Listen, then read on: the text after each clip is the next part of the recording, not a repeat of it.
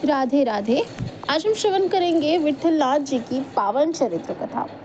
आराध्य देव का आश्रय जब गुरु द्वारा मिलता है तो प्रभु से एक संबंध बन जाता है। अगर हमसे भजन नहीं भी हो रहा है तो भी हमारी भगवत प्राप्ति निश्चित है। अगर प्रभु से हमारा संबंध दृढ़ है और संबंध अगर दृढ़ है तो हर श्वास में भजन होता है। भगवान संबंध का निर्वाह जरूर करते हैं। विठलनाथ जी अर्थात गुसाई जी ठाकुर जी के प्रति वात्सल्य भाव रखते थे। वह ठाकुर जी को अपना पुत्र मानते थे। वह वल्लभ संप्रदाय के प्रवर्तक श्री वल्लभ आचार्य जी के द्वितीय पुत्र थे। एक बार विठलनाथ जी श्रीनाथ जी के दूध पिला रहे थे। ठाकुर जी ने एक घूंट दूध पिया और कटोरा हटा दिया। उन्होंने पूछा क्या हुआ, तो ठाकुर जी ने कहा आपने बहुत मिश्री डाल दी और दूध बहुत मीठा हो गया है, मुझसे ये पिया नहीं जा रहा है। विठलनाथ जी ने एक पिता के समान कहा कोई बात नहीं, आज इसे ऐसे ही पी लो। ठाकुर जी ने मुंह बनाते हुए दूध पी लिया। अगली बार विठलनाथ जी ने दूध में कम मिश्री मिठाई। ठाकुर जी ने एक घुट पिया और कटोरा नीचे रख दिया। विठलनाथ जी ने द्वारा पूछने पर ठाकुर जी ने कहा कि आज तो दूध फीका है। विठलनाथ जी ने कहा फिर भी ऐसे ही पी लो। उन्होंने ठाकुर जी को बहुत दुलार किया और ठाकुर जी ने दूध पी लिया। अगली बार विठलनाथ जी ने दूध और मिश्री अलग अलग ठाकुर जी को दी और बोला आप खुद ही जितनी मिश्री चाहिए उतनी मिला लीजिए। ठाकुर जी ने कहा आपने ऐसा क्यों किया? विठलनाथ जी ने कहा मेरे द्वारा मिलाई हुई मिश्री आपको पसंद नहीं आती, आज खुद ही मिला लो।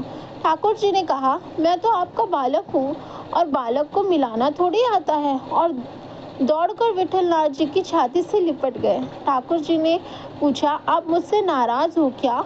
आप ही मुझे मिश्री घोल कर पिला दो, मैं तो आपका बालक हूँ ना। विठलनाथ जी ने आंसू निकलने लगे। एक दिन विठलनाथ जी ने ठाकुर जी को सुलाने के लिए उनकी शैया और बिछौना तैयार कर दिया। ठाकुर जी ने कहा यह शैया ठीक नहीं है। विठलनाथ जी ने दूसरी शैया ले आए। फिर ठाकुर जी ने कहा यह बिछौना ठीक नहीं है। विठलनाथ जी दूसरा बिछौना ले आए। ठाकुर जी ने कहा ये रंग मुझे पसंद नहीं है। विठलनाथ जी दूसरे रंग का बिछौना ले आए। ठाकुर जी बार बार अलग अलग बहाने बनाकर सोने से मना करने लगे। गुसाई जी पसीना पसीना हो गए। उन्होंने कहा आपको कौन सी शैया और कौन सा बिछौना पसंद आएगा? ठाकुर जी ने कहा मैं आपकी गोद में सो जाऊंगा। गुसाई जी ने उन्हें हृदय से लगा लिया और फिर ठाकुर जी उनकी गोद में सोए। एक बार गिरिराज गोवर्धन जी से एक बंदर आया और उसने आकर ठाकुर जी को डरा दिया। श्रीनाथ जी रोने लगे। गुसाई जी उस समय सेवा में थे। ठाकुर जी भागकर उनकी गोद में आ गए और बोला मुझे बंदर से डर लग रहा है। गुसाई जी ने मन में सोचा आपके बड़े बड़े भयंकर राक्षसों को मारा है, राम अवतार में आपके साथ वानरों की सेना थी और आप बंदर से डर गए। मेरे तो कुछ समझ में ही नहीं आ रहा। जब गुसाई जी शयन करने गए तो ठाकुर जी ने अपने सपने में उनसे कहा देखो गुसाई जी, एक ही भाव रखो, एक मानने में दो तलवार नहीं होती। अगर आपने मुझे पुत्र माना है तो पुत्र मानो, अगर मुझे भगवान मानोगे तो मैं ऐसा ऐश्वर्य दिखाना शुरू कर दूंगा कि आप पार नहीं कर पाओगे। मैं तो आपका छोटा सा बालक हूँ, तो बंदर से डर रहा हूँ। गुसाई जी जगे और उन्होंने ठाकुर जी को गले लगा लिया। एक बार गुसाई जी के यहाँ एक चूड़ियाँ पहनाने वाली आई। गुसाई जी ने कहा मेरी सारी बहुओं को चूड़ियाँ पहना दो और पैसे मुझसे ले लेना। गुसाई जी के 7 पुत्र और उनकी 7 पुत्र वधुएं थी। उन्होंने यह नहीं कहा कि मेरी 7 बहुओं को चूड़ी पहनाओ, उन्होंने कहा कि मेरी सारी बहुओं को चूड़ी पहना दो। उनकी 7 बहुओं ने चूड़ी पहनी और उसके बाद श्री राधा ने अपने हाथ आगे कर दिए। जैसे ही उस चूड़ी पहनाने वाली ने श्री जी के हाथ देखे तो वो आनंद में मग्न होकर रोने लगी। वो सोचने लगी कि इतनी सुंदर हाथों में पहनाने के लिए तो चूड़ियाँ ही नहीं है मेरे पास। श्री जी ने इशारा किया कि चूड़ियाँ पहनाओ और उसने जो जो श्री राधा द्वारा इशारा हुआ उसके अनुसार ही उन्हें चूड़ियाँ पहनाई। जब वो गुसाई जी के पास पैसे लेने गई तो उन्होंने 7 बहुओं के हिसाब से पैसे दिए। उसने कहा 7 नहीं 8 बहुओं के पैसे दीजिए। उसने कहा, मैंने आपकी 8 बहुओं को चूड़ियां पहनाई है। और वो श्री जी की सुंदरता का वर्णन करते करते रोने लगी। गुसाई जी को कुछ समझ नहीं आया, लेकिन उन्होंने झंझट से बचने के लिए पैसे दे दिए। जब गुसाई जी रात में सो रहे थे तो श्री राधा ने उनसे कहा, आप उस चूड़ी वाली से क्यों झगड़ रहे थे? क्या आप ठाकुर जी को अपना पुत्र नहीं मानते? क्या मैं आपकी बहू नहीं हूँ? अगर आप उससे कहते कि मेरी 7 बहुओं को चूड़ी पहना दो तो मैं नहीं आती, लेकिन आपने कहा मेरी सारी बहुओं को चूड़ी पहना दो, तो मैंने भी चूड़ी पहन ली। गुसाई जी तत्काल नींद से उठे और बैठे बैठे रात भर रोते रहे कि हमारी लाडली जो कितनी भाव स्वीकार करने वाली है। यहाँ साधकों के लिए एक बात का ध्यान रखने की ज़रूरत है।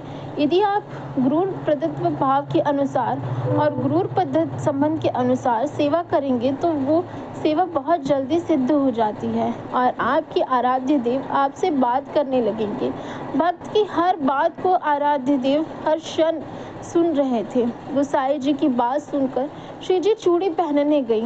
हमारा प्रभु के लिए भाव और संबंध दृढ़ होना चाहिए। जैसा गुरुदेव प्रदत्त भाव हम रखेंगे, वैसा ही अनुभव हमारे आराध्य देव हमें करवाएंगे। एक बार विठल नाथ जी ठाकुर जी को भोग लगा रहे थे।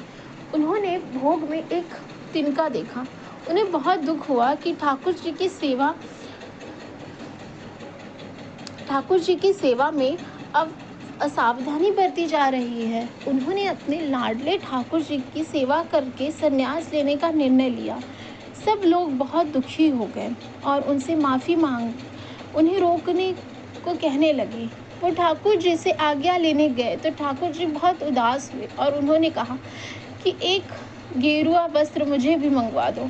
मैं भी संन्यास लेकर तुम्हारे साथ चलूँगा। मैं तुम्हारे बिना नहीं रह पाऊँगा। गुसाई जी ने ठाकुर जी को गले से लगा लिया। ठाकुर जी ने कहा, अगर गले से लगा रहे हो तो मेरी बात भी मान लो, यहीं रुक जाओ। ठाकुर जी ने कहा, सेवा में हो रही त्रुटि से मुझे दुख नहीं हो रहा, तो आपको क्यों हो रहा है? गुसाई जी ने कहा, आप मेरे पुत्र हो, मेरे लाल के भोग में तिनका कैसे आ सकता है? ये बात हमें भी ध्यान में रखनी चाहिए कि हम सिर्फ विग्रह की सेवा नहीं कर रहे हैं, आपके यहाँ साक्षात भगवान विराजमान है। हमें भी इसी भाव से सारी सेवा बिना त्रुटि की करनी चाहिए। विठल नाथ जी वल्लभाचार्य जी के द्वितीय पुत्र थे। वल्लभाचार्य जी के गोलोक गमन के बाद उनके ज्येष्ठ पुत्र भी गोपीनाथ जी आचार्य गद्दी पर बैठे। कुछ समय बाद गोपीनाथ जी का भी गोलोक गमन हो गया। गोपीनाथ जी के पुत्र श्री पुरुषोत्तम जी अभी बाल्यावस्था में थे, तो विठल नाथ जी को ही सारा कार्यभार संभालने को मिला। श्रीनाथ जी का सारा ऐश्वर्य और सेवा विठल नाथ जी को संभालने को मिला। कृष्णदास जी जो कि वल्लभाचार्य की ही शिष्य थे, उन्होंने गोपीनाथ जी की पत्नी और पुत्र को समझा बुझाकर विठल नाथ जी को सभी सेवाओं से निकलवा दिया और मंदिर में उनका प्रवेश भी निषेध करवा दिया। उन्होंने स्वयं गद्दी पर पूरा अधिकार कर लिया। यह उनसे बहुत बड़ा अपराध बन गया। गुसाई जी को सब अधिकार छूट जाने का तो कष्ट नहीं हुआ, लेकिन सेवा छूट जाने का उन्हें बहुत कष्ट हुआ। श्रीनाथ जी की सेवा और दुलार छूट जाने से उन्हें बहुत कलेश हुआ। अगर किसी भक्त को आप दुख देंगे तो भगवान इसे बर्दाश्त नहीं करते। गुसाई जी परसोली में जाकर रहने लगे। अब वे वहाँ तक आते जहाँ दूर से श्रीनाथ जी की ध्वजा दिखाई देती और वहाँ से मंदिर की तरफ देखकर रोने लगते। एक रामदास जी का नाम के सेवक ठाकुर जी की सेवा में थे। वो गुसाई जी की परिस्थिति से परिचित थे। यद्यपि श्री कृष्णदास जी उन्हें भी विठल दास जी से मिलने से मना कर दिया, पर फिर भी वे रोज कुछ समय निकालते और विठल नाथ जी को श्रीनाथ जी का पान बीड़ा प्रसाद देते। गुसाई जी रोज अपने हाथों से ठाकुर जी के लिए फूलों का हार बनाते और ठाकुर जी को पहनने के लिए रामदास जी को देते।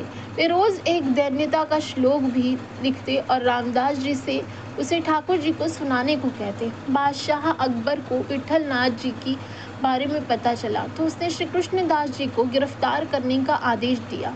यह सुनकर विठल नाथ जी ने अन्न और जल त्याग दिया। जब बादशाह अकबर को यह पता चला कि विठल नाथ जी ने अन्न और जल त्याग दिया है तो उसने श्री कृष्णदास जी को सादर छोड़ दिया।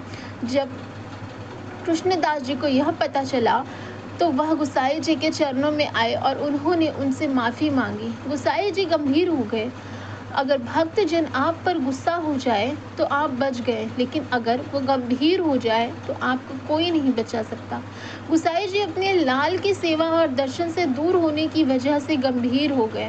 विठलनाथ जी को पुनः सब सेवा अधिकार और गद्दी प्राप्त हो गई। कृष्णदास जी की अंतिम लीला एक कुएं में गिरने से हुई और उन्हें गुसाई जी के प्रति किए गए अपराध की वजह से प्रेत बनना पड़ा।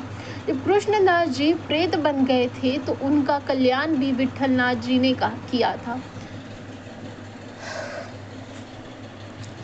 यह थी विठलनाथ जी और गुसाई जी की पावन चरित्र कथा। कैसे एक भक्त अपने भगवान को अपने पुत्र के रूप में देखता है और भगवान जिस रूप में आप भगवान को भजोगी, भगवान उस रूप में आपको आकर आनंद और सुख प्रदान करते हैं। तो यह अगर छोटी सी कथा आपको अच्छी लगी हो तो राधे राधे। जय श्री राधा वल्लभ, श्री हरिवंश।